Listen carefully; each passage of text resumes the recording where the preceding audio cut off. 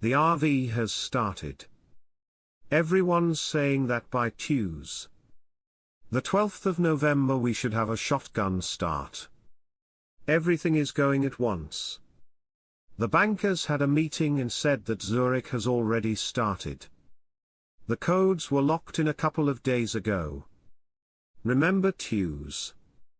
The 12th of November is when we expect things to roll. MP, Member of Parliament, likely to resolve 3 major laws this week. Are they hiding HCL in here? They have extended the legislation until December 10th, which is Victory Day. Militia man, they are talking about it today. Real estate in Kirkuk is part of Article 140 of the HCL. These laws are really important and they have already been read twice, and they could be working on it right now, and we wouldn't know yet. It will be big news once it pops. I believe it is on the table and could happen at any time during this session. There's a guy on TV saying Iraqis have the possibility of purchasing any commodity electronically immediately. Frank, you see, their money can move in and out of their country now freely. Yeah. There's no more restrictions. Yeah. The same things are happening with goods and services.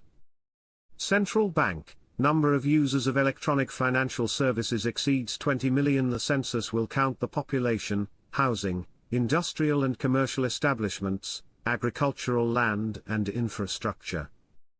Displaced persons and refugees will not be included in the account. It's scheduled for November 20, 2024. It will be accompanied by a 2-day curfew in all Iraqi provinces.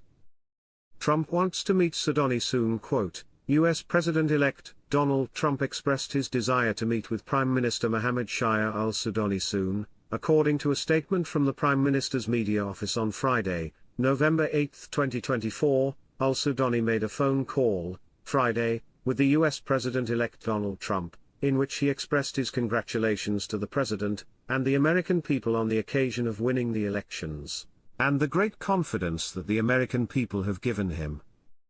Sudani and his government, they're all on TV, and they're sending congratulations to the President of the United States, Donald J. Trump, and they're saying we need to continue bilateral cooperation. Frank, I am very pleased Donald Trump won, but more so I, who is invested in the Iraqi dinar, find myself very pleased. Donald Trump got an amazing amount of Arab votes up here in Michigan, because he promised peace, and that's what the Middle East citizens want. No. I don't have them in the Dearborn banks yet. Walking stick, have they told you when they're going to give you these boards? Aki, I was there, Sudani was there, Alak was there, the US Treasury, IMF, World Bank, everybody was there when these were constructed, so I'm not going to tell you when we're going to display them, but I'm going to tell you that I'm going to. Walking stick, number 1, you don't have them in your possession yet. Aki, correct. Walking stick, number 2, you were present when these boards were made. Aki, yes. You told us about these bulletin boards / billboards that are going to be brought to you there at the bank. Do you have the bulletin boards? You know, the ones that you told me that they were going to send you with the pictures, explanations / descriptions of all the notes. You have. The ones you told me are going to be distributed to all these currency centers, to all the banks. Alawadi, the communication between the Prime Minister and the US President-elect was highly positive. Article 2. Trump welcomes working with the Sudanese and wants to meet him in the near future. If you have a lot of dinars, don't you dare let them out of your sight. Many of you are finding out if it's a small bank, just like we told you, they're going to send them to a bigger bank. No. Tell me the address of the bigger bank where you're going to send my dinar to be verified here in Ohio. To Columbus, probably to our state bank down there. Okie dokie, I'm going to take them down there.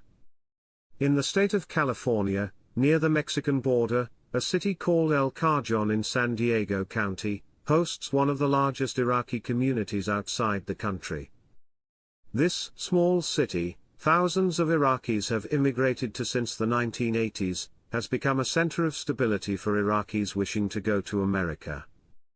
The Iraqi footprint is very clear there, as Iraqi shops fill the city streets, which has made the city a destination for Iraqis from other states.